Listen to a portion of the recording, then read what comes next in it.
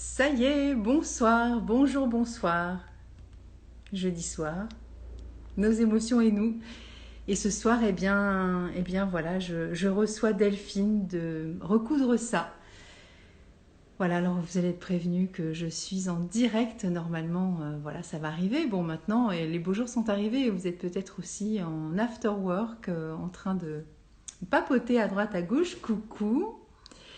Et voilà, alors vous savez que pour moi, le développement personnel et les fleurs de bac, ça n'est pas simplement de faire du développement personnel, c'est surtout du quotidien. Voilà, voilà. Et le quotidien, ben, en fait, c'est aussi des témoignages de personnes qui ont vécu des expériences atypiques, comme Delphine. Alors, atypique, c'est peut-être malheureusement assez, comment dire, assez, j'allais pas dire banal, parce que c'est pas banal comme expérience, mais c'est beaucoup plus qu'on ne le pense en fait. Et c'est pour ça que je voulais absolument inviter Delphine pour, voilà, pour en discuter toutes les deux. Donc voilà, l'invitation est lancée toutes les deux. Normalement, c'est bon. Coucou. Coucou, Bonsoir c'est la- Delphine. bonsoir Nathalie, ça fait bizarre de se dire que c'est la première fois qu'on se voit. Ouais, ça fait bizarre. Moi, je t'ai vu avant que tu ne me vois, puisque c'est Et moi c'est vrai. qui t'ai contacté. Ouais, bah écoute, ça y est, c'est ce soir et c'est maintenant. Je suis vraiment ravie, je te remercie pour ton invitation. C'est vrai que c'est un peu la magie d'Instagram que deux personnes qui, sur le papier, n'avaient pas de raison de se rencontrer, voilà, fassent connaissance, puis partagent aussi le même enthousiasme de parler d'un sujet, voilà, puis aussi de faire connaissance. C'est vrai, c'est vrai.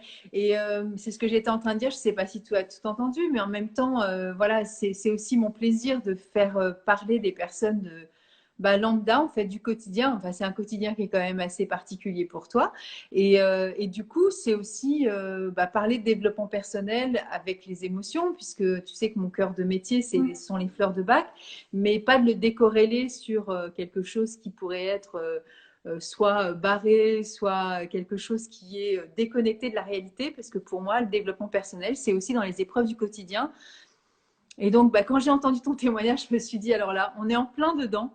Et pour le coup, c'est vraiment, c'est juste parfait pour moi, pour, voilà, pour pouvoir aussi aider des personnes, alors déjà mes prises de conscience personnelle, mais aussi éveiller aussi les consciences de ceux qui ne sont pas forcément nécessairement endormis, mais qui n'ont pas toujours non plus, tu vois, ce type de témoignage ou de tranche de vie qui fait que, coucou Adeline, et qui fait que bah, des fois on ne sait pas non plus tout ce qui se passe, on est des fois hyper connecté à notre propre nombril, n'est-ce pas?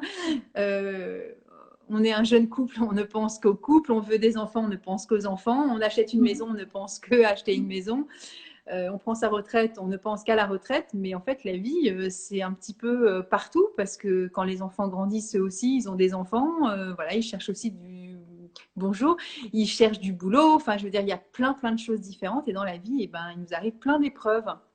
Donc pour moi c'est ça vraiment le développement personnel et de mettre les fleurs de bac au cœur de tout ce que nous vivons.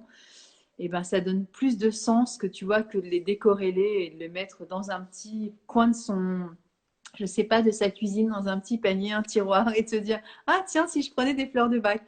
Et ben, je trouve que les sujets, tu vois, qui sont comme le tien ou comme ceux que j'ai fait précédemment, je me dis, c'est une façon, tu vois, de relier ce que j'aime à la réalité de tous les jours, en fait. Toi, tu as déjà pris des fleurs de bac, Delphine, tu m'avais dit, hein? Oui, oui. Alors, je l'ai pas pris là pour me soigner après mon accouchement parce que comme j'allaitais, du coup, c'était pas possible. Mais oui, je connaissais les fleurs de bac et j'avais déjà utilisé et j'avais été impressionnée de voir que il y a une méthode naturelle qui puisse faire autant de bien. Mm. Ouais.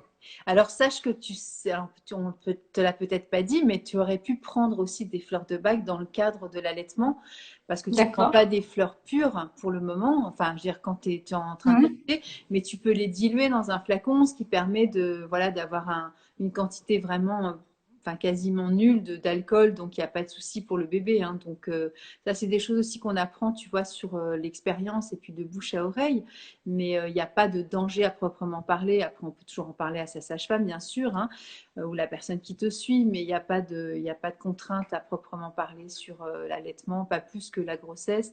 Mais évidemment, prends pas les fleurs de bac pures parce que ça n'est pas du bon sens non plus, c'est logique, hein.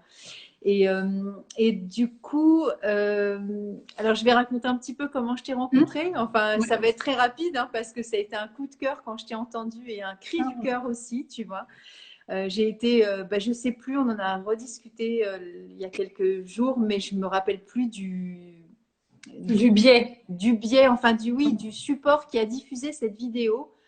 Mais ça m'a vraiment, ça m'a tellement touchée que je me suis dit que je ne pouvais pas passer à côté de l'opportunité de te. Alors voilà, une conseillère agréée qui est au Brésil, c'est Tamara, c'est trop joli. Elle est au bout de la planète et elle fait coucou. Non, moi je suis trop contente. Et du coup, oui, j'ai été bouleversée et je me suis dit que, ah bon, déjà, ça parle de maternité, ça parle de violence, ça parle voilà, ça parle de sidération, ça parle d'impuissance, et ça parle de famille, ça parle d'enfants, et du coup, ça parle de toi, Delphine. Et je trouve que la façon dont tu l'as narré, c'était extrêmement doux, en contraste total par rapport à ce que tu as pu vivre.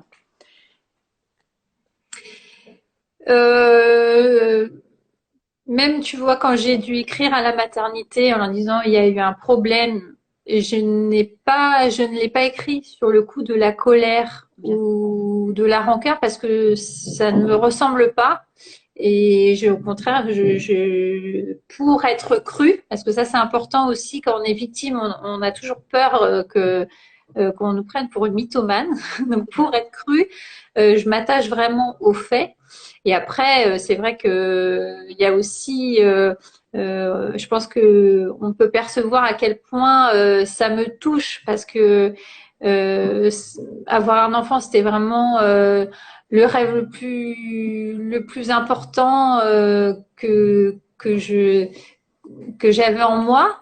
Donc, en plus, voilà, c'était mon deuxième enfant. J'avais une attente particulière parce que mon premier accouchement, qui avait duré aussi très longtemps, ça s'est terminé en césarienne d'urgence. Donc, je ne savais pas ce que c'était qu'un accouchement par voie basse.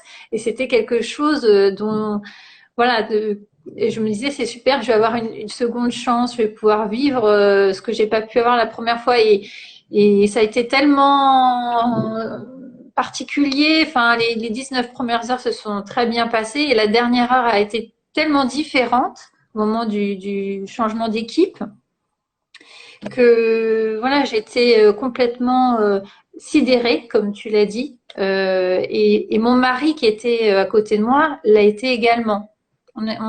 Et c'est ça qui est, je pense, important dans le témoignage, c'est que peut-être si j'avais eu une petite voix qui m'avait rappelé que j'avais eu une amie ou que quelqu'un m'avait parlé de tel ou tel acte qui est interdit mais pratiqué encore aujourd'hui, ou voilà, peut-être que j'aurais pu réagir autrement, ou peut-être que mon mari aurait pu réagir autrement. Voilà, donc le but c'est aussi de se dire que ce qui m'est arrivé n'a pas servi à rien et que ça va aider d'autres personnes. Ça, c'est vraiment ce que je souhaite, c'est de transformer ce que j'ai vécu en quelque chose de très positif et que demain, quand une femme accouche, bah, qu'elle puisse dire stop. Là, vous m'avez pas demandé mon avis. Moi, ça me convient pas. Qu'est-ce qu'on peut, enfin voilà, qu'est-ce qu'on peut faire, qu'est-ce que vous en, qu'elle sache quels sont ses moyens de se retourner s'il y a eu un gros problème, que la personne qui l'accompagne puisse aussi verbaliser, parce que parfois, enfin, dans les accouchements qui sont très longs, qui sont très éprouvants, ben, on est tellement concentré sur il faut que je sorte mon bébé, il faut que je sorte mon bébé, que bon, on peut aussi ne pas avoir conscience de tout ce qui se passe. Donc c'est important aussi que le partenaire puisse voilà, être vigilant. Et puis aussi simplement quand on va voir son médecin, son gynécologue, c'est important aussi de dire bah là, moi, j'ai vraiment besoin qu'à chaque acte, vous me demandiez mon consentement parce que tout simplement, c'est un droit. Et puis parce que, enfin, ça touche tellement à notre intimité que oui, on peut avoir besoin de temps, que oui, on peut préférer. Je sais que par exemple, il y a des personnes quand elles vont chez le gynécologue qui ont du mal à supporter d'être nues, bah, simplement avoir un petit peu plus de papier qu'on met en dessous, si on peut simplement se le mettre un petit bout juste au-dessus de nous pour se sentir un peu plus à l'aise et donc plus décontracté, que du coup l'examen se passe mieux, bah c'est gagnant-gagnant. C'est ça. Et c'est vrai que le témoignage, c'est important, bah, comme tu le dis, pour la femme, pour le compagnon ou la compagne, si tant est qu'on soit accompagné aussi dans ces moments-là. Et Ouais. aussi pour les professionnels de santé, parce que, encore une fois, il y a beaucoup de personnes qui apprennent aussi dans ces métiers à comprendre que bah, il peut y avoir des fois des gestes ou des paroles malencontreuses, voire déviantes, et ça s'apprend. Et après, en recontextualisant, parce que je pense que ce qui est important aussi, c'est que tu parles un peu de ton histoire par rapport à tout ce live, comme ça donne aussi le sens de tous tes propos en amont. Mais on n'est pas à l'abri d'une dérive en fait. Oui, parce que Nous en les tant que équipes, patients et eux en tant que soignants, tu vois ce que je veux dire? sont surchargées, parce qu'elles sont Exactement. fatiguées, parce que et en fait, je pense qu'il y a plein, voilà, il y a des violences qui pourraient ne pas être vécues comme telles s'il y avait plus de communication. Si, par exemple, on dit, bah, écoutez, je suis désolée, là, ça fait 20 heures que j'ai pas dormi. Bah, oui, enfin, il y a des choses qui, et même après, enfin, ce qui est difficile aussi, c'est quand on ne nous explique pas ce qui s'est passé après. Moi, je peux comprendre qu'il y ait eu un souci, que, voilà, mais si seulement après on dit, voilà, je suis désolée, j'ai fait une erreur, j'aurais pas dû vous dire ça, ou là, mais je vous présente mes excuses. C'est déjà, c'est déjà beaucoup. Moi, personne n'est venu me voir hein, après mon accouchement. On m'a juste remis un papier me disant que tout allait très bien. Et puis, par contre, quand je suis rentrée chez moi, ma sage-femme libérale m'a dit c'est un carnage, c'est un début d'infection. Et du coup, bah, c'est vrai qu'on attend des fois certainement réparation, et cette parole, elle peut réparer aussi, elle réparera pas tout, hein, de toute façon, le traumatisme, il est là, mais ça s'apprend aussi de communiquer. Alors, je sais pas, moi, je suis pas dans le corps enseignant, entre guillemets, tu vois, de la corporation, du domaine médical, hein, mais je pense que nous, chacun comment dire, à nos niveaux, quels qu'ils soient, on peut quand même discuter et communiquer par rapport à ça. Et je pense que voilà, par rapport à tout ce que tu as fait depuis, et comme c'est devenu, j'ai dit comme un combat, alors je ne sais pas si le mot est juste, tu vois, dans ma story. Alors, combat, ça peut vouloir dire prendre des armes, mais les armes, ça peut être la parole, hein, c'est pas forcément, voilà, c'est peut-être pas forcément le bon mot, mais j'imagine que depuis, ça a regroupé aussi bon nombre d'associations ou de gens qui se fédéraient et qui viennent vers toi aussi avec pour que ce soit de plus en plus su et lu et entendu, parce que ça peut pas rester comme ça en fait, hein. Ça évolue en fait. Exactement.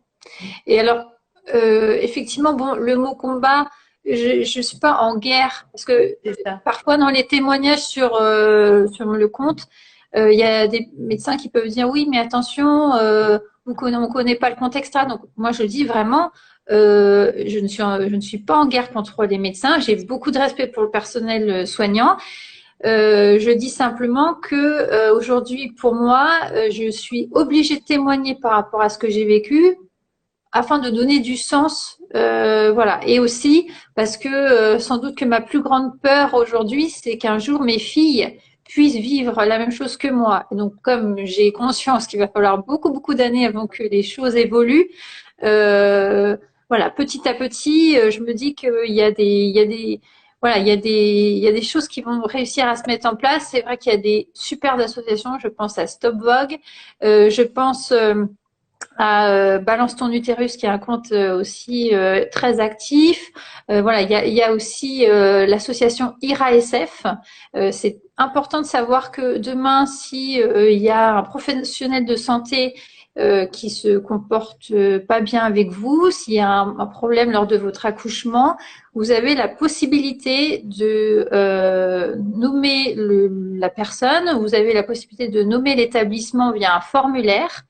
Et si il y a une autre personne qui a donné le même nom, à ce moment-là, l'IRASF vous met en lien et si vous souhaitez, vous pouvez faire une action en justice ensemble. Donc c'est souvent on est démunis en disant bah, de toute façon cette personne-là, il lui arrivera rien. Intouchable. Au moins écrire son nom quelque part, même si c'est pas auprès de l'ordre des médecins, même si c'est pas devant une justice, parce que c'est très difficile en fait de mener une action, surtout quand on est justement victime, parce que déjà il faut s'occuper de sa santé, de se réparer. Donc déjà ça prend énormément. Exactement. Ça prend vraiment beaucoup d'énergie. Et après, si on veut mener une action en justice, c'est des petits bouts de papier à n'en plus finir. C'est vraiment, on est noyé dans l'administratif. Et pourtant, pourtant, je peux dire que j'exerce le métier d'assistant de direction, que je suis quelqu'un très organisé. Mais c'est compliqué d'obtenir son dossier médical alors qu'en fait ça devrait ne pas l'être. C'est compliqué de comprendre ce qui est écrit dedans. Évidemment, on ne peut pas demander au personnel soignant de la maternité pour laquelle on souhaite attaquer d'avoir des explications. Enfin, voilà. Et puis après, il y a aussi la discussion avec un avocat. Enfin, c'est tout plein de vocabulaire qui sont pas forcément évidents. Et voilà, on doit se démener avec tout ça. Et puis aussi, il y a beaucoup de recours possibles. Et la question, c'est aussi de se dire qu'est-ce qu'on veut. Qu'est-ce qu'on veut? Est-ce qu'on veut aller porter plainte au commissariat? Est-ce qu'on veut avoir ou les personnes qui ont commis des violences à notre rencontre en face à face ou pas? Moi, par exemple, je ne souhaitais pas. Parce que ce qui aurait été le plus difficile pour moi, ça aurait été qu'on me dise mais non madame, c'est de votre faute si vous avez dû vous être réopérée, vous avez vécu ça comme une violence, mais en fait c'est pas le cas, ou qu'on me dit mais non madame, vraiment vous inventez ce qui s'est passé, votre mari également. Voilà, ce genre de discours, j'aurais eu du mal à accepter, donc j'ai préféré ne pas prendre le risque. Ça s'appelle du déni, hein. Oui, j'assume. Mais je me suis quand même battue. Bah oui, non, mais c'est ça, après. Bah oui, bien sûr. Je me suis battue et j'ai obtenu réparation. Aussi, Ah, donc tu as eu obtenu réparation et donc ça veut dire que tu as tenté une action en justice. Alors, il y a eu beaucoup de péripéties, mais au final, j'ai choisi une négociation amiable. Et donc, on m'a versé une somme qui était exactement la somme que j'avais demandé, qui était une toute petite somme qui ne couvrait même pas l'intégralité de mes frais de santé.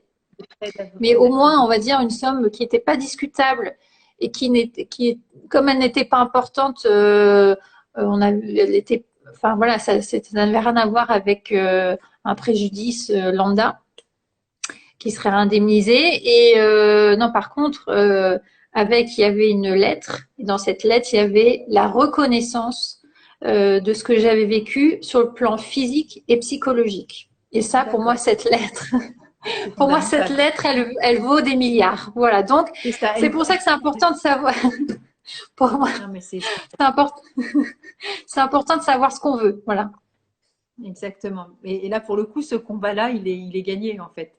Parce que c'est cette lettre-là aussi qui était certainement le plus important aussi, de se sentir reconnu aussi dans ces actes qui ont été vécus et vécus comme une violence. Donc, on ne peut pas être dans le déni quand on est de l'autre côté. C'est pas possible, en fait. Et du coup, ton mari, lui, il t'a suivi ou il préférait que ça se passe différemment? Tu t'es senti accompagnée par rapport à cette action en justice ou pas du tout? Oui, il a été. Alors, on va dire pendant plusieurs mois, j'ai porté le combat toute seule. parce D'accord. que j'avais besoin de comprendre. Il m'a fallu déjà beaucoup de temps pour comprendre. Moi, j'étais bloquée sur, j'ai subi des violences et en fait, en voyant un professionnel, puis un autre, j'ai compris que non, j'avais vécu, oui, des violences, mais j'avais pas vécu que ça, j'avais vécu des erreurs médicales. D'accord. Et ça, effectivement, ça n'implique pas les mêmes choses. Ça n'implique pas les mêmes choses. Et ce que j'ai apprécié, c'est qu'à un moment, mon avocate m'avait dit, on va monter un dossier et on mettra vos deux noms parce que vous êtes tous les deux victimes. Et ça, et mon mari, en fait, il en a été très touché. Donc, au final, D'accord. la négociation amiable, c'est plus vis-à-vis de moi que vis-à-vis de lui. Ça me concerne à 100%, mais oui, c'était important. Voilà. Après, euh, ce que je peux dire par rapport à mon mari, c'est qu'il a vraiment été en apnée. Il a vraiment été en apnée jusqu'à ce que physiquement je commence à aller mieux. Et c'est vrai que voilà, il a vraiment été exceptionnel parce que j'ai eu vraiment pendant plusieurs mois, il y a plein de choses que je n'ai pas pu faire. Je ne pouvais pas porter mes enfants, je ne pouvais pas me pencher, donc typiquement, je ne pouvais pas ouvrir la machine à laver le linge. Il y a plein de Je ne gestes pouvais, qu'on fait comme ça, hein. Quand bah, des gestes du on fait des quotidien, je pouvais, postures, bah oui. Même voilà. quand tu te lèves, tu te penches. Mm, c'est ça. J'étais dans un canapé pendant déjà, oui, pendant les 2 premiers mois, j'étais dans un canapé, voilà, en position semi-assise, et je pouvais quasiment rien faire. Donc oui, il a été vraiment super. Et là où j'ai senti que ça a été plus difficile pour lui, c'est effectivement quand il a vu que j'allais mieux. J'ai senti que lui, il relâchait la pression et du coup, il était un peu moins bien parce que voilà, ça y est, il respirait de nouveau et il réalisait ce qu'on avait vécu.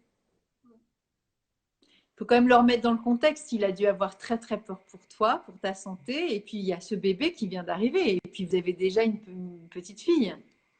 Donc c'est pas un Exactement. contexte où on est juste un couple à s'occuper de la santé du corps de sa femme, hein.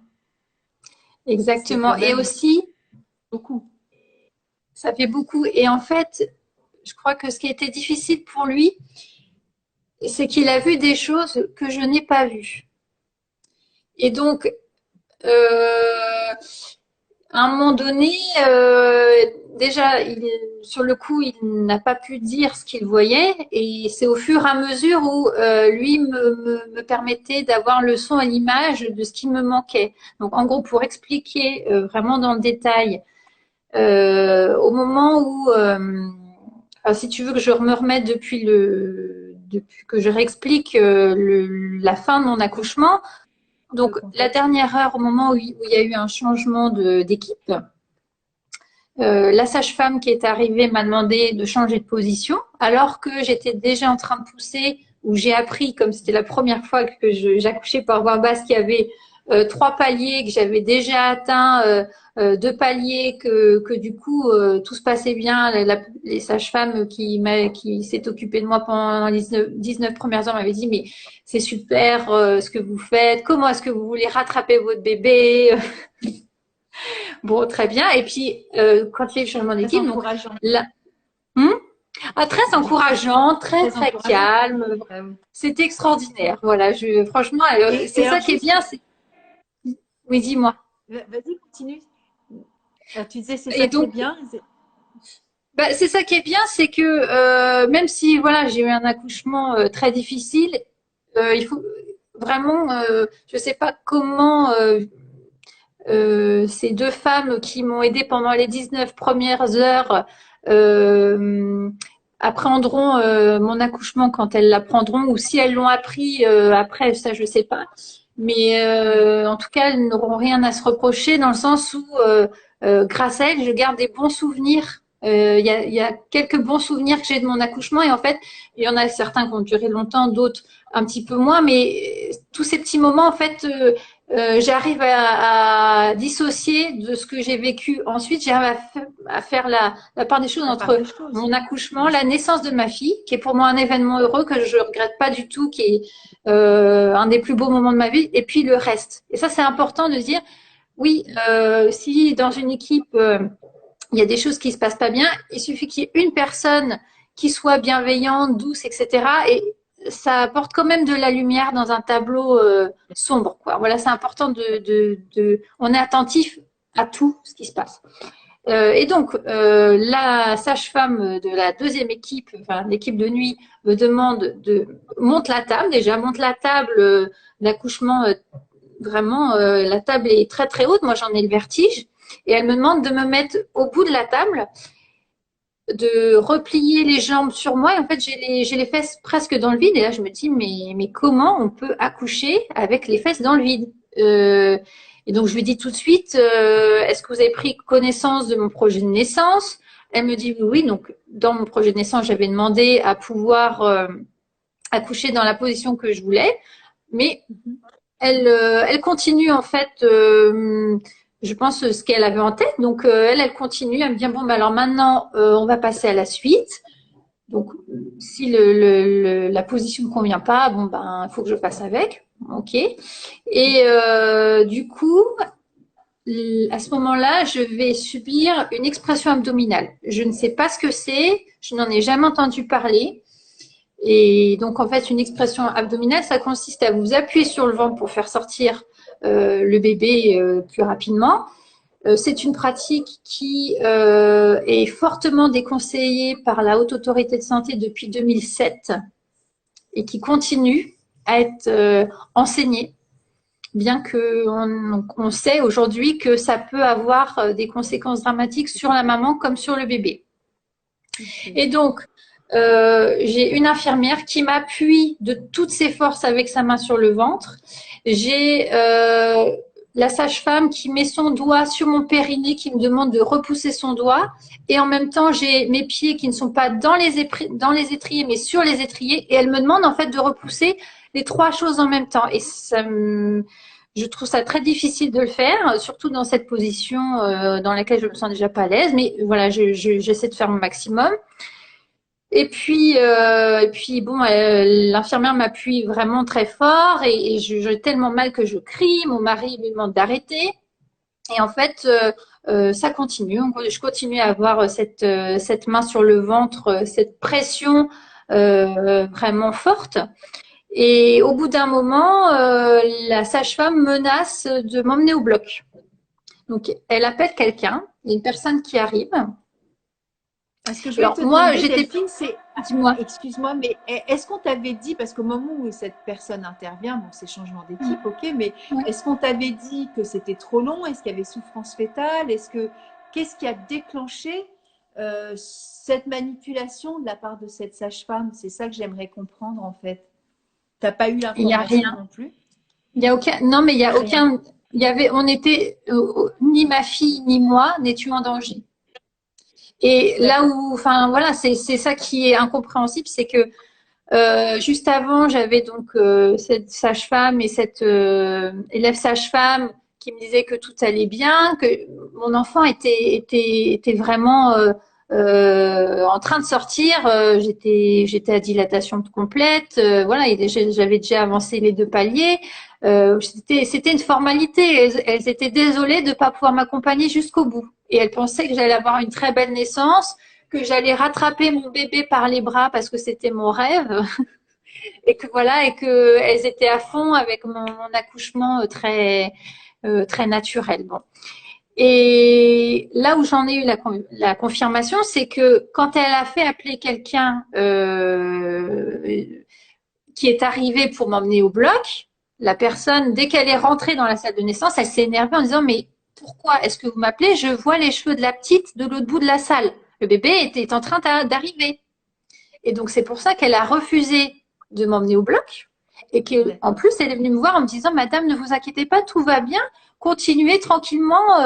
Donc, je sais qu'il n'y avait aucun problème. Elle est partie. La personne qui est venue donc vérifier pour m'emmener éventuellement au bloc. Et j'ai senti que la sage-femme était assez excédée de voir qu'elle n'avait pas pu m'emmener au bloc. Pour tenir Et gaine-cause. puis, euh, et puis là, ça a recommencé avec l'expression abdominale. Elle m'a dit, allez, allez, on se dépêche. Il y a le bébé qui est en train d'arriver. Il y a une contraction. On y va. On donne tout. Donc moi, j'ai fermé les yeux. J'ai poussé. Et là, c'est là où mon mari a tout vu. L'infirmière a fait un signe de ciseaux à la sage-femme. La sage-femme s'est emparée de la paire de ciseaux. Elle a fermé les yeux. Il me dit, j'ai l'impression qu'elle y regardait à peine ce qu'elle faisait. Elle était complètement affolée. Elle m'a coupé par 2 fois. Et moi, j'ai senti mon bébé qui passait en moi. J'ai ouvert les yeux. Mon bébé était là. J'avais rien senti. Je n'avais pas compris ce qui s'était passé. J'étais très contente. J'ai pas vu dans les yeux enfin, au moment où j'ai regardé mon mari, notre fille était là, donc nous on était juste en train de pleurer de joie. En plus, le pire, c'est que j'ai dit à mon mari, j'ai dit, j'ai réussi, j'avais, je m'étais tellement dit, allez, est-ce que tu vas réussir à accoucher par voie basse? Est-ce qu'on va t'emmener au bloc? Même si bon, je me disais, bon, bah, si je dois avoir une nouvelle césarienne, tant pis. Enfin, mais donc j'étais soulagée. Et ensuite, la sage-femme est venue vers moi pour me dire félicitations. Et elle est devenue blême. Là, j'ai compris déjà qu'il y avait un souci. Et elle me dit, j'ai dû procéder à une épisiotomie. On va vous recoudre, ça va prendre que quelques minutes. Et elle est repartie entre mes jambes. Pendant ce temps-là, je me suis dit, ah mince, j'avais mis dans mon projet de naissance que je voulais pas avoir d'épisiotomie, que je voulais être prévenue à tout moment de chaque acte. J'ai pas été prévenue, j'ai eu une épisiotomie. Et je me suis dit, allez, bon, ton bébé est là. Des copines qui ont eu des épisiotomies, t'en connais. Ça dure, allez, 15 minutes max. Ça a 2-3 points. Elles t'ont bien fait rire avec leurs anecdotes de sèche-cheveux, etc. Bon, ben, ça te fera forcément moins mal que pour ta césarienne. Voilà. Et puis, quand elle est repassée entre mes jambes et que je l'ai entendue murmurer à sa collègue, comment est-ce qu'on va recoudre ça, à ton avis? Là, mon sang s'est figé dans mes veines. Là, j'ai vraiment compris qu'il y avait un grave problème. Et je suis allée chercher son regard pour être sûre que j'avais bien compris ce qu'elle avait dit. Et quand j'ai vu qu'elle baissait la tête et qu'elle avait le regard fuyant et en même temps un regard où elle reconnaissait qu'elle venait de dire ça, là, j'ai compris que c'était vraiment grave. Et pour te donner une image, c'est comme si tu te retrouves face à une énorme vague et tu sais qu'elle va t'emporter. Ben là, voilà, je savais qu'il n'y avait pas de retour en arrière. Et donc, c'est ce que tu as vu aussi de la situation, que c'était irrémédiable et que les faits étaient faits là. Il y avait plus de possibilité aussi de leur côté de revenir en arrière. Parce que tu t'es fait le film à l'envers aussi, quoi. C'est vrai, mais naïvement, je pensais que ça allait pouvoir être réparé. Dans le sens où je lui ai tout de suite dit, écoutez, si vous ne savez pas recoudre, vous demandez à quelqu'un. Et je pensais qu'on allait... J'étais vraiment très naïve. Je pensais qu'on allait trouver quelqu'un qui allait pouvoir me recoudre et qui, du coup, allait soit minimiser les dégâts, soit totalement me réparer. Mais j'imaginais pas la suite. Et donc, la suite, c'est pendant 15 minutes, elle part chercher quelqu'un. Et donc, pendant 15 minutes, je me dis, c'est long. Alors, je me dis, ah, mais oui, c'est long parce qu'on cherche vraiment quelqu'un, un expert. Et puis, en fait, c'est un homme. J'ai pas compris qui il était, ce qu'il faisait, etc. Il était jeune. Et en fait, c'était un interne. Et bah, ça s'est pas bien passé du tout, puisque dès qu'il a commencé à me recoudre, j'ai tout de suite senti, j'ai tout de suite retrouvé des sensations, j'ai tout de suite senti le piquant de l'aiguille. Et j'ai tout de suite crié. Et là, il y avait l'infirmière, celle qui m'avait appuyée sur le ventre de toutes ses forces, qui m'a dit, oui, écoutez, la poche de la péridurale est terminée. Il y en a que pour quelques minutes, donc on va pas vous remettre une nouvelle poche. bon, de toute façon, elle était très ferme Très et puis autoritaire. très autoritaire. Et puis elle est partie avec la sage-femme. Et là, avec mon mari, on a commencé à entendre dans le couloir qui était juste à côté, on a commencé à entendre des chants des personnes chanter joyeux anniversaire. On a entendu des cris de joie, on a entendu des applaudissements. Et ça contrastait totalement avec ce qui se passait dans la salle de naissance parce que dans la salle, il y avait vraiment un silence mortel. Et plus le temps passait, déjà, bon, j'ai bien compris que les 15 minutes, elles étaient écoulées et puis que c'était long et que du coup, si c'était long, plus le problème devait être très important. Et puis surtout, à un moment donné, enfin, c'était une douleur très intense. Donc la sage-femme avait donné à l'interne un espèce de petit cheat sheet qui permet en fait de neutraliser la douleur, un anesthésiant. Mais en Anesthésie fait, ça locale. dure, voilà, un anesthésiant local, mais ça dure 2 secondes. Donc ça vous donne l'impression, c'est comme si vous êtes dans un désert, et puis vous avez votre brumisateur. Et puis dès que le brumisateur il s'est arrêté, vous avez l'impression que vous êtes en train de brûler. C'est pareil. Et à un moment donné, j'étais vraiment dans un état déjà j'étais extrêmement fatiguée, je ressentais une souffrance extrême et à un moment donné, c'était plus possible. Enfin, j'ai vraiment senti que j'allais mourir. Donc j'ai vu mon mari, j'ai vu mon bébé parce que personne ne s'était occupé de mon bébé, donc j'avais demandé à mon mari d'aller chercher et de lui faire du pot à pot. Et j'ai vu mon bébé dans les bras de mon mari. Je me suis dit, c'est dommage, on se sera juste croisés. C'était terrible parce que ce bébé, je le voulais, je l'ai senti tout de suite en moi parce que j'étais malade. J'ai la particularité d'être malade très très rapidement au bout de quelques heures. Donc c'est pas comme si j'avais découvert que j'avais été enceinte au bout de 3 mois ou 6 mois. Enfin voilà, c'est 9 mois. Je les ai vraiment sentis portés et je me suis dit mais voilà, ce bébé, je vais pas le voir grandir, je vais pas voir cette petite fille. C'est fini. Et donc, j'ai commencé à faire ma prière et j'étais tellement mal que je n'ai pas réussi à la terminer. Ça, c'est terrible aussi. Se dire qu'on va mourir, mais on n'a même plus la force de prier. Et là, en ce moment-là, donc c'est là où j'ai fait une dissociation traumatique.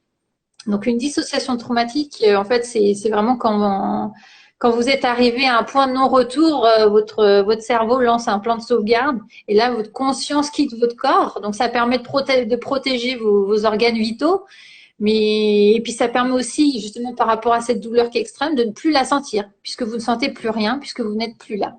Mais ça a des conséquences après pour la suite, parce qu'il faut se réintégrer, on va dire, et puis après, faut vivre avec son traumatisme. Et donc, c'est mon mari, en fait, c'est la voix de mon mari qui m'a dit, mais appuie sur la télécommande, qui m'a fait revenir à moi en quelque sorte. Donc, j'ai appuyé sur la télécommande qui permet d'alerter le personnel soignant. Et à ce moment-là, la sage-femme est revenue, l'infirmière était là, et donc j'ai dit, enfin, je sais plus si c'est moi qui ai parlé ou mon mari, mais enfin, ils ont tout de suite vu qu'il y avait un souci. Donc il y a l'anesthésiste qui est venu et qui est venu en me disant, tout près de moi, très doucement, en me disant, Madame, vous avez mal. Donc j'ai fait un signe genre oui, oui. Et donc elle a regardé la machine qui délivre la péridurale. Elle a dit, mais Madame, c'est normal, la machine est éteinte. Le personnel n'a pas rallumé la machine qui délivre la péridurale. Et donc l'épisiotomie qui devait être recousue pour 15 minutes, en fait, ça a duré 1 heure et demie. J'ai été recousue à vif pendant 1 heure et demie. Et l'opération au total a duré 3 heures. Voilà. À la suite de ces 3 heures, j'ai demandé à boire, j'ai demandé à manger. Donc on m'a dit que si je voulais, je pouvais boire, mais qu'il n'avait pas d'eau pour moi. Donc c'était à mon mari d'aller en chercher, évidemment, dans un distributeur à l'autre bout de la maternité, etc. Indécent. Voilà. Et puis manger, j'avais emmené des sacs de nourriture dans la salle de naissance. Et la sage-femme m'a dit non. Et j'ai dit mais je comprends pas. Il y a plus d'électrodes, il y a plus rien. Enfin, l'accouchement est terminé. J'ai été recousue. Il se passe plus rien là. Non, non, on a un protocole. Vous mangerez pas. Bon. Et j'ai perdu connaissance. J'ai perdu connaissance 2 fois. Et au bout de la deuxième fois, elle m'a dit bon ben oui là, ok, vous allez pouvoir manger. Et après, donc c'est une personne qui est venue habiller ma fille, qui l'a récupérée. Là, j'ai vu ma fille qui faisait comme ça, les bras comme ça, les jambes comme ça. Donc on s'est regardé avec mon mari parce que un bébé qui vient de naître, c'est tellement fragile, c'est tellement. Et elle a dit bah oui, j'ai d'autres enfants à m'occuper, il y a d'autres naissances, j'ai pas que ça à faire. Donc on a vraiment été dans cette salle de naissance, on a vraiment été 3 victimes. Il y a eu mon mari, il y a eu ma fille et Et il y moi. a eu Ça, toi. c'est important d'en avoir conscience. Mm. Et du coup, dans cette lettre que tu as reçue après, est-ce que c'était justement, il fêtait un anniversaire et donc il n'était pas disponible pour ton accouchement, la naissance de ta fille et la présence de ton mari? Comment ils ont justifié ce qui s'était passé en fait? Alors, ils ne sont pas rentrés dans les détails, mais ils m'ont dit qu'ils avaient licencié la sage-femme qui était présente lors de mon accouchement parce que elle ne respectait pas, je ne sais plus comment ils ont formulé ça, mais leur vision, leur déontologie, voilà. Donc, mais ça m- ça m'a pas réjoui dans le sens où moi j'ai écrit ma lettre à peu près un mois après mon accouchement. C'est vraiment grâce à ma sage-femme. Dès qu'elle m'a vue, ça a été une des premières choses. Voilà, elle arrêtait pas de me dire Delphine, faites une lettre, faites une lettre. C'est aussi important que tous les soins que je vais vous faire ou que votre mari va vous faire. Il faut absolument écrire.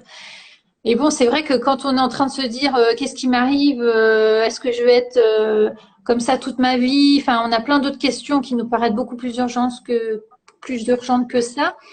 Ben vraiment, je la remercie parce que cette lettre, elle a permis d'avancer dans mon action en justice, dans ma réparation, et effectivement, elle était tout aussi importante que les soins que je pouvais avoir. C'était un soin en soi. Et donc bah, comme elle est arrivée, enfin, comme on a eu cet échange de lettres très rapide par rapport à mon accouchement, j'ai compris, comme elle avait été remerciée dans les jours qui avaient suivi mon accouchement, que je n'avais pas été la seule, que sans doute je n'avais pas été la seule à avoir été victime de cette femme. Et ça m'a profondément attristée. Je me suis demandé, mais ces autres femmes, qu'est-ce qu'elles ont eu? Mais évidemment, il n'y a aucun moyen de les contacter. Voilà, c'est ça qui m'a fait de la peine. Et puis après, je trouve aussi que j'aime bien. Je suis quelqu'un voilà, qui a le sens justement de la justice, et je trouvais que c'était injuste que elle était licenciée, et pourquoi l'infirmière qui m'avait fait une expression abdominale, qui n'avait pas rallumé la poche qui délivrait la péridurale, n'ait pas eu de sanction. Enfin voilà, pour moi, c'est vraiment l'équipe qui était défaillante. Et oui, voilà, je trouvais que ça m'a pas réjoui de me dire qu'il y avait une personne qui avait été licenciée après mon accouchement. Mais ça a été, effectivement, cette lettre a été importante parce que déjà, je ne pensais pas avoir une réponse. Et dans cette lettre, il y avait nous vous présentons vos excuses. Donc ça aussi, pareil, je ne pensais pas que c'est. Voilà, donc ça a été déjà une espèce de petite bouffée d'air dans ce que je vivais. Moi, je voulais te parler des fleurs aussi par rapport à ce que tu as vécu. Tu Hum, vois, ça, c'est hum, Star of Bethlehem, le choc. d'accord. Tu vois, quand je parlais de sidération, c'est vraiment ça. Mm. C'est Mm. bon, c'est le deuil aussi. On dit que c'est le chagrin, la tristesse, mais c'est tous les stress post-traumatiques aussi. Donc là, tu en as vécu plusieurs successivement, en fait, hein. Oui. Donc c'est Et ça, voilà. c'est Et puis, oui, si tu veux, dis-moi. on peut en parler du stress post-traumatique parce que ça paraît très abstrait, on sait pas trop. Enfin, moi, quand on me dit stress post-traumatique, j'avais pendant tendance à penser personne qui était sur le terrain au moment où il De y avait rien de la la guerre. guerre. Enfin, voilà, voilà. Mais après, tu te dis dans une personne civile, à quoi ça ressemble? Eh ben, Exactement. moi, effectivement, c'était des flashs jour et nuit de ce que je vivais. C'est très impressionnant. C'est exactement comme quand on regarde un film et puis qu'on est transporté dans une autre dimension. Ben, c'est exactement ça. Et du coup, il y a C'est une notion de exactement temps ça. qui est, voilà, qui est complètement, on est complètement perdu. Et puis ça empêche de vivre. Ça empêche de vivre parce que c'est tout le temps. C'est tout le temps. Et du coup, pour ton mari aussi, Hum, parce que lui aussi, il a été sous le choc de ce qu'il a vu, ce qu'il a entendu. Tu vois, tout ça, c'est. Puis le choc d'être aussi avec sa fille, que personne s'en occupe, enfin, et que toi, tu sois aussi là, laissé pour compte. Enfin, tu vois, tous ces chocs-là. Et c'est vrai qu'avec, je trouve qu'avec les fleurs de bac, moi, quand j'ai appris qu'il y avait une fleur pour les chocs, et quand je raconte la fleur, hein, tu vois, on pense justement les chocs, les stress post-traumatiques, on pense que c'est que des choses dramatiques, mais il y a des drames de la vie du quotidien qui sont vécus comme des chocs. Je veux dire, si ta fille, elle perd son doudou dans un supermarché, c'est un choc. Il n'y a pas de, il n'y a pas de quantification de choc en fait.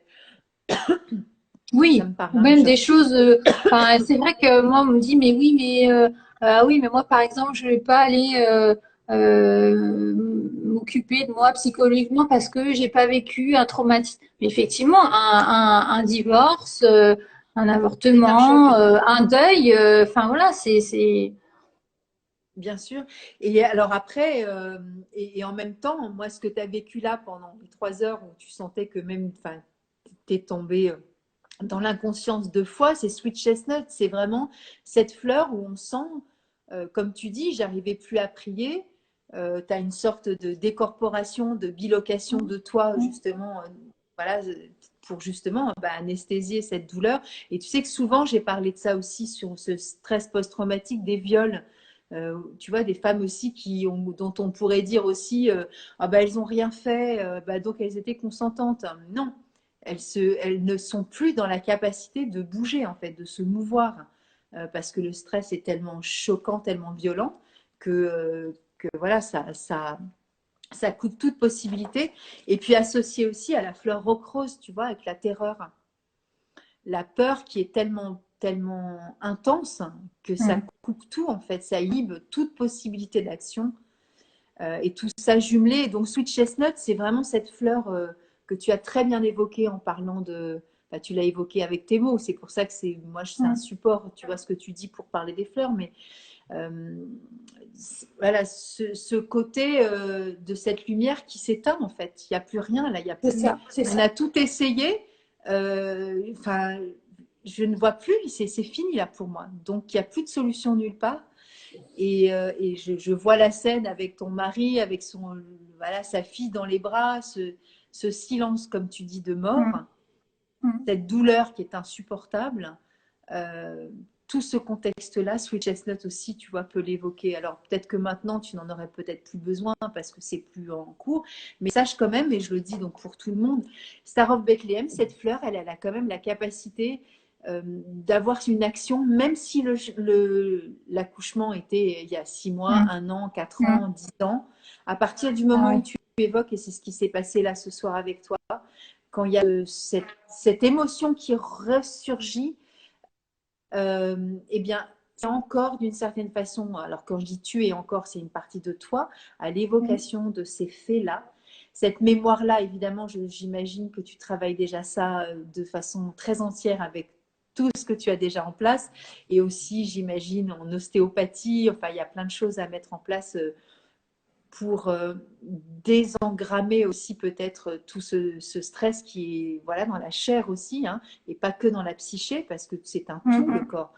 Et donc, bah, du coup, Star of Bethlehem, tu vois, si tu la prenais maintenant, ça pourrait être une expérience pour toi, pour ton mari aussi, et aussi pour ta fille, qui n'a pas pu aussi avoir, comme tu disais, ce pot à pot direct ou avec toi. Tout ce contexte aussi, elle a tout entendu, elle a tout vu, ta fille. Et donc, Star of Bethlehem, elle est aussi présente, même s'il y a plusieurs mois qui se sont écoulés. Elle fait quand même son job.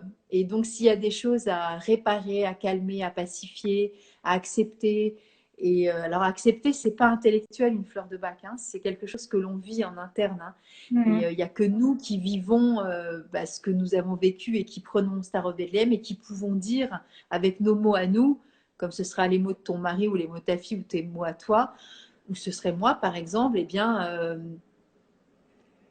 c'est OK. Alors, il y en a un qui pourrait dire, bah, je me sens soulagée ou ça va mieux. Enfin, peu importe le vocable qu'on va prendre, mais le truc, c'est que Star of Bethlehem, elle va quand même faire son action. Et même si on se dit, bah ouais, mais pourtant c'est terminé, et là je t'en parle, mais bon, c'est fini, bah non, c'est pas fini en fait. Il y a une partie de nous qui sommes quand même en contact avec cette douleur, cette souffrance, ce deuil aussi à faire. Et comme tu parlais de deuil, enfin, tu l'as pas dit comme ça, mais tu l'as évoqué au moment de la naissance de ta fille en disant, ça y est, j'ai réussi. Et ce petit décalage avec, j'y apprends que j'ai eu une épisio, non, en fait, j'ai pas réussi. Ça, c'est aussi un deuil aussi à faire, tu vois. C'est tous ces petits chocs-là, entre guillemets, tu vois. Tout ce que tu as évoqué, en fait, c'est que du Star of Bethlehem. Hein. Mais tu vois, ça peut être aussi quelque chose de cet ordre-là, Star of Bethlehem, du d'ordre aussi du deuil et de l'acceptation de la chose qui ne se peut pas se produire, en fait, et qui est comme ça. Et ça passe pas, encore une fois, sur un point de vue intellectuel, parce qu'on le sait tous, ça, que c'est fait, c'est fait, c'est fait. Mais il suffit pas de le dire pour être réparé à l'intérieur de nous. Il y a quelque chose qui est bien plus profond par rapport à tout ça. Et c'est vrai que le corps a une mémoire. Le corps a une Bien mémoire. sûr. Vraiment. Et c'est important, enfin, je trouve justement pour toutes les femmes comme moi qui ont été mutilées de réussir à accepter cette nouvelle enveloppe et de jouer. Enfin voilà, moi ça a vraiment été important dans mon appropriation de mon corps, d'en faire quelque chose. C'est-à-dire, puisque je n'étais pas maître de ce que j'avais vécu, puisque je subissais ces erreurs médicales, j'ai contourné le problème en me mettant beaucoup au sport. Parce que c'est une façon de dire, mais c'est toujours mon corps. Et pareil, cette dissociation traumatique, c'est une façon de dire, je suis revenue dans mon corps, il peut être fort, je peux compter sur mon corps. Euh, c'est pas de ma faute s'il m'a lâché. Voilà, c'est important aussi le rapport à son corps. Et effectivement, ça peut. Enfin, je trouve qu'il y a vraiment plein de solutions physiques, psychiques à notre portée. Et c'est important de les utiliser et puis de faire son parcours, pour aller mieux. Exactement. Et puis ça prend du temps des fois. Tu vois, je pense qu'il faut pas. Là, il y a la fleur de l'impatience, mais il faut pas être trop pressé non plus, parce que toutes ces étapes d'acceptation de tout ce qui a été. Et c'est pas j'ai vécu comme ça l'accouchement. Non, c'est une foultitude de petites choses à penser. Enfin, je dis penser dans le sens choyer, aimer, adoucir, calmer, accepter tout ce que tu as entendu, tout ce que tu n'as pas entendu, tout ce que tu aurais voulu. Enfin, tout ça, ça fait partie du package en fait. Hein.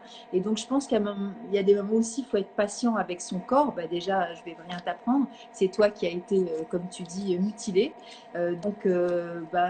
Forcément, ça prend du temps. Le corps, il fait, et tu dis qu'il t'a lâché, mais franchement, c'est un super compagnon parce qu'il est toujours là et tu l'incarnes, donc c'est quand même super. Et, mais voilà, il faut du temps et puis se donner ce temps-là aussi pour voilà, pour que les choses se mettent en place. Et puis, voilà, dans le cœur aussi, dans la pensée. Ça, c'est la fleur de l'impatience. Bon, c'est pas du tout ce que tu as évoqué, hein. Tu n'as pas du tout dit que tu étais impatiente. C'est moi qui en Oui, parle mais parce en que je fait, me dis qu'il les y a des gens qui me moments connaissent, où on voudrait que les choses les aillent gens vite qui et les me non. connaissent pourraient te Comment? dire que j'en ai gravement besoin. Les gens qui me connaissent C'est vrai, pourraient bah, te c'est dire drôle que que j'en je ai t'en gravement parle parce que besoin. tu l'as pas du tout évoqué. C'est drôle. Non, mais Mais c'est du vraiment coup, ce que oui, je je pense suis. que c'est ça. Et tu vois bien que ton corps, dans quelques mois ou il y a quelques semaines, tu vois que ça évolue, ça. Donc le temps, il Mm. est vraiment ton allié aussi dans ces moments-là. Et puis le temps aussi de penser toutes ces plaies. Et ces plaies, c'est les plaies de l'âme aussi. Hein. C'est pas que les plaies physiques, mais Mm. évidemment que l'un ne va pas sans l'autre. On ne peut pas que s'occuper du corps sans s'occuper de l'âme. Et on ne peut pas s'occuper de l'âme si on ne s'occupe pas du corps non plus. Donc voilà, tout ça, c'est un écosystème qui est vraiment en état d'équilibre. En tout cas, moi, je serais ravie de t'envoyer des fleurs de bac Ah si bah ça te dit volontiers. d'expérimenter. Tu vois, qu'on fasse un petit Mm. entretien, Mm. on se fera un petit zoom, un truc comme ça. Et puis, je Mm. t'enverrai des fleurs et ce serait peut-être une expérience à vivre. Et puis, pareil pour ton mari, s'il a envie d'essayer. Toute ta fille, je sais pas, voilà, si tu vois qu'il y a des choses qui pourraient être aussi accompagnables, ou même pour ton autre fille aussi, parce qu'elle fait partie aussi du package de la Ah, famille avec tout ce qui vous est arrivé. Et voilà, il y a pas à extraire des membres de la famille. Je ne sais pas s'il y a des chiens ou des chats, mais bon, c'est pareil. Voilà, mm. tout le monde est Oui. compris. Alors, il n'y a pas de chien et chat, mais effectivement, ça me fait plaisir que tu parles de ma fille aînée, parce que je C'est très pense important. que elle a été vraiment une victime collatérale. Je- voilà, ça a été dur pour elle, parce que déjà, bah, quand tu Bien as sûr. une petite sœur, c'est compliqué déjà de sentir que tu n'es plus l'enfant unique. Bon, tu as déjà ça à vivre comme on va dire tous les enfants qui ont des frères et sœurs. Et puis surtout se dire que maman revient à la maison, mais maman n'est pas dans un état où elle peut faire quelque chose. Je Elle est me en souviendrai toujours de capacité ce moment. d'accueil. Bien sûr. Oui, je me souviendrai toujours de ce Vas-y, moment dis-moi. où elle adorait, tu sais, à la une, à la deux, à la trois, où il y avait mon mari qui la portait et moi. Et donc, pendant plusieurs mois, j'ai dû dire, bah non, je suis désolée, mais maman, elle ne va pas pouvoir le faire. Et avec ses petits yeux de coquère, elle m'a dit, 4, 5, 6. Je dis non, 4, 5, 6 aussi, je peux pas le Bah oui, faire. c'est chaud. Enfin, tu vois, et c'est terrible. Enfin, et voilà, je pense que, ouais, et puis, mais, puis c'est important aussi de dire, c'est important de dire à ma fille, bah, tu sais, moi, il m'est arrivé ça, mais ça n'a rien à voir avec ta petite sœur. Elle n'y est pour rien. Parce Bah, bien que sûr. pour un enfant, Et oui, oui, oui. comment lui faire comprendre, voilà, que ça ait lieu lors d'un accouchement, lors d'une naissance, mais que sa petite sœur n'est pas responsable de ça. Ça, C'est ça. enfin, j'ai vraiment fait attention à le verbaliser parce que ça C'est peut très être très important ce que ambigu. tu dis, Delphine, Mm, parce que mm, exactement. Et après, c'est pareil, tu sais, tu peux avoir des nièces, des oncles, des tantes, mm. tu vois, de la famille qui se disent, oh là là, moi, j'aurais jamais d'enfant, regarde ce qui est arrivé à Delphine. Enfin, tout ça, c'est à reconditionner aussi parce qu'on a des croyances qui viennent de là aussi, c'est normal. C'est Mais vrai. là, c'est ta fille dont il s'agit. Et peut-être qu'elle a eu aussi peur pour toi, tu vois. Red Chestnut, c'est l'inquiétude, mais peut-être que toi aussi, tu t'es inquiété beaucoup pour ta fille et c'est légitime. Ça, c'est la fleur qui nous aide aussi à, à être plus en capacité voilà, d'être sécurisé par rapport à ce que les autres vivent. Donc, soit ta fille vis-à-vis de toi ou vis-à-vis de ta petite sœur, Mm, ou vis-à-vis mm, de son papa, parce que peut-être que ton mari, justement, faisait des tonnes parce que toi, tu étais handicapé aussi et tu ne pouvais mm. plus te mouvoir. Bah, tu vois, tout ce truc-là, il y a des fleurs qui pourraient convenir à tous les trois. Donc, si tu es OK, ou tous les quatre, peut-être, je ne sais pas pour ta fille qui vient de naître, mais enfin qui vient d'être la petite. Mais en tout cas, Mm. moi, je serais OK de faire l'expérience si ça te dit, avec un grand plaisir en tout cas. Ben, écoute, avec grand plaisir. Eh bien, écoute, on va faire ça alors. Ce sera avec joie. Il est déjà 8h moins le quart. Ça fait 1 heure qu'on papote. est-ce que tu voudrais conclure en parlant un peu de justement de ton compte Recoudre ça, si tu as des projets par rapport à ça. Mhm. J'ai vu que tu avais donc créé un site internet aussi. Euh, Peut-être que je te demanderai en message privé si tu veux me redonner aussi d'autres choses que je peux mettre après sur le post, parce que tu sais que cette IGTV, je vais la mettre tout de suite, mais après, je vais la mettre sur ma chaîne YouTube. Donc, ça veut dire qu'elle sera tout le temps présente avec tes coordonnées aussi dessous. Donc, si tu as envie aussi de faire partager un message particulier ou tu as envie que je mette un lien, tu vois, je le ferai. Comme ça te donnera toujours l'information pour ceux qui viendront visiter cette chaîne ou sur IGTV. Bah, que te dire, si ce n'est que j'étais ravie de discuter avec toi, qu'on remet ça quand tu veux. Que oui, j'ai créé un compte Avec qui plaisir. s'appelle Recoudre ça. Pourquoi? Bah, tout simplement parce que c'était très important. Alors, on va dire recoudre ça, c'est oui, ça compte Instagram, Facebook, Twitter, d'accord, mais au-delà de ça, c'est Ouais, je le ferai surtout ça. Je un mettrai. projet qui est très important pour moi, qui s'appelle Comment est-ce qu'on va recoudre ça, qui est le titre de mon livre, qui va sortir en 2022. Et je suis vraiment très impatiente, donc c'est là où j'ai besoin de tes fleurs. Très bien, Très je vais t'en donner. impatiente à C'est l'idée génial. que qu'il puisse sortir. Euh, Comme je l'ai expliqué, en fait, oui, j'ai vécu quelque chose de très difficile, mais je veux aussi témoigner du fait que on aurait pu me couper les bras, les jambes à la sortie de la salle de naissance. Ça n'aurait rien changé au fait que demain, je signe. Je signe exactement pour avoir la même petite fille adorable que voilà, dont je profite tous les jours, parce que tous les jours, je repense à ce moment où effectivement j'étais dans la salle de naissance, où j'ai vraiment cru que j'allais la perdre et où justement je me sens tellement reconnaissante de voir à quel point c'est une belle âme qui s'épanouit. Et tu vois, de l'autre côté, la peur de se dire, oula, j'ai failli rater ça.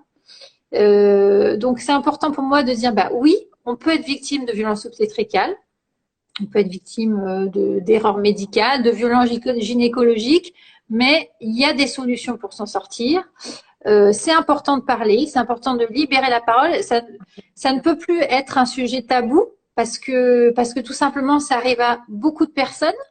C'est important de savoir que le fait de témoigner, ça peut aider des futures mamans, des Sur futurs papa patients de aussi. médecins, des futurs patients aussi, parce que oui, je suis une femme, oui, quand on accouche, on est une femme, mais c'est important aussi. Je pense énormément au papa. Je pense que voilà, n'importe quel patient est en droit de demander à être au courant de l'acte médical qu'il va recevoir, puisque c'est un fondement, c'est un droit qui existe depuis 2002 au moins. Donc voilà, donc tout ça pour dire que j'espère que ce livre qui très égoïstement a été un vrai exutoire va permettre d'aider d'autres personnes. Bien sûr. Voilà, bah, je pense qu'il va aussi me permettre de continuer à faire des belles rencontres, puisque c'est vrai que grâce à ce livre, je me suis mise sur les réseaux sociaux. Grâce aux réseaux sociaux, bah, je fais des rencontres comme avec toi aujourd'hui. Puis voilà, ça me fait plaisir de voir que je suis pas entourée de haters qui m'envoient des messages d'insultes pour me dire que c'est bien fait pour moi si j'ai pas bien accouché comme il fallait ou que il faut que j'arrête de me plaindre que je suis un peu trop sensible, un peu trop douillette. Non, franchement, je vois beaucoup de sororité et ça fait vraiment plaisir. Je pense qu'il y a une génération qui est en train de faire bouger les choses. Et puis, je pense aussi que mes enfants, la génération de mes enfants, ça va faire des super parents plus tard, des femmes éveillées, et puis des hommes, voilà, qui vont être euh, à l'écoute de leur pendant féminin. Enfin voilà, ça va être. Je pense que on est en train on vit des choses là avec le mouvement MeToo, avec Paye ton utérus, qui ont été, qui ont permis, voilà, de lancer, et je pense qu'il faut qu'on continue à nourrir pour que, au fur et à mesure, on arrive à des naissances respectées, des accouchements respectés, des belles naissances, parce que bah, la naissance, c'est quand même notre origine. Et quand elle commence mal, voilà, enfin, pour moi, c'est important qu'il y ait des belles naissances, peu importe la façon, que ce soit par voie basse, par césarienne, etc. Enfin, c'est important d'avoir des belles naissances pour avoir des belles personnes plus tard. Bah écoute, moi c'est ce que j'ai envie de faire, tu vois, à travers les fleurs de bac et tout l'accompagnement périnatal, c'est vraiment aussi désamorcer toutes ces bombes aussi qui sont en nous, tu vois, et qui des fois nous empêchent de vivre aussi des futures grossesses et des futurs accouchements, des futures naissances pour ces enfants. Et ben, justement, et toutes ces personnes qui vont être aussi des soignants peut-être plus tard un jour, hein, pourront aussi mieux comprendre, et c'est moins une posture, tu vois, de sachant à patient qu'une posture vraiment d'égalité. Et là, pour le coup, ça ne se dit pas de sororité entre le monde médical et le monde des patients.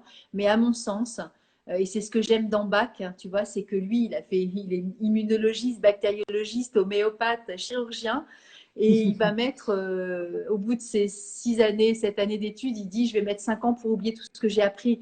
C'est-à-dire que lui, il en a ras-le-bol de ce rapport justement de force, tu vois, de sachant à celui qui ne sait rien. Eh bien, si nous savons, nous avons des droits, nous savons parler, nous connaissons notre propre échelle de douleur. Et c'est ce que tu es en train de dire aussi, tu vois. C'est pas cette sage-femme, alors sans pour la stigmatiser, mais je veux dire, celle-ci Mm. représente toutes ces personnes-là, je veux dire, hein, que ce soit une sage-femme ou pas, du reste.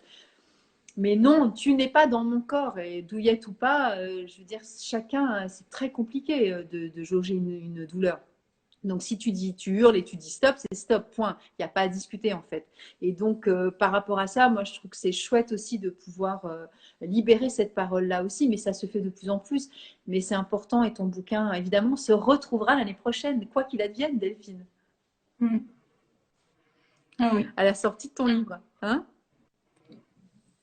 Oui, c'est vraiment un rêve qui se réalise. Enfin, tu vois, s'il y a un message que je voudrais transmettre à mes fils, c'est de se dire, bah oui, dans la vie, on en aura toujours des épreuves, mais si on peut en faire quelque chose de beau, alors on a tout réussi. Et voilà, je veux vraiment que ma petite, elle sache que oui, elle est née dans des circonstances difficiles, mais que ça a permis aussi peut-être, enfin, je le vois déjà hein, via Recoudre ça, j'ai eu beaucoup de témoignages, vraiment des témoignages magnifiques. J'en profite aussi pour dire que s'il y a des personnes qui veulent témoigner sur mon site, ils sont les bienvenus parce que il se passe parfois des belles choses. Par exemple, Bien sûr. il y avait une personne qui avait accouché, qui avait eu des violences très importantes et qui n'arrivait pas à récupérer son dossier médical, qui au final a pu le récupérer suite à son témoignage. Donc voilà, il y a une belle solidarité. Ouais, il y a des choses parfois inattendues qui se passent. Et donc voilà, c'est ce que j'espère aussi, c'est que avec ce livre, ça puisse aider des personnes, tout simplement. Eh bien, écoute, je vais conclure en remerciant ton mari et tes filles d'être partis manger peut-être une glace et t'avoir laissé un peu tranquille pour ce live. C'est vraiment C'est cool. vrai qu'on en Et on avait se parlé en retrouve disant, en… mais qu'est-ce qu'on va faire? Donc, alors pour te donner la réponse, donc ce matin, j'ai expliqué à ma fille aînée que j'allais pas aller la chercher, que j'avais une interview, et elle m'a dit, et donc qu'elle allait être avec son papa, elle m'a dit, ah c'est bien, on va faire la fête du roi, pour parler de son père. Ah bah voilà, Voilà. Donc génial. c'est la fête du roi Ton ce mari soir, est donc un j'espère roi, que le c'est roi parfait. s'amuse bien. Super. Ben oui, j'en doute pas un seul instant. Écoute, merci pour tout, Delphine. Et ben, écoute, on se retrouve en message privé pour les fleurs de bac. Et puis, merci à tous d'avoir été là. Et puis à ceux qui regarderont en replay plus tard. un témoignage vraiment important pour qu'on puisse aussi éveiller nos consciences et continuer à dire les choses. Bonne soirée Delphine. Bonne soirée à toi aussi et merci à tout le monde Merci, d'être venu. merci. Bisous, au revoir. Au revoir.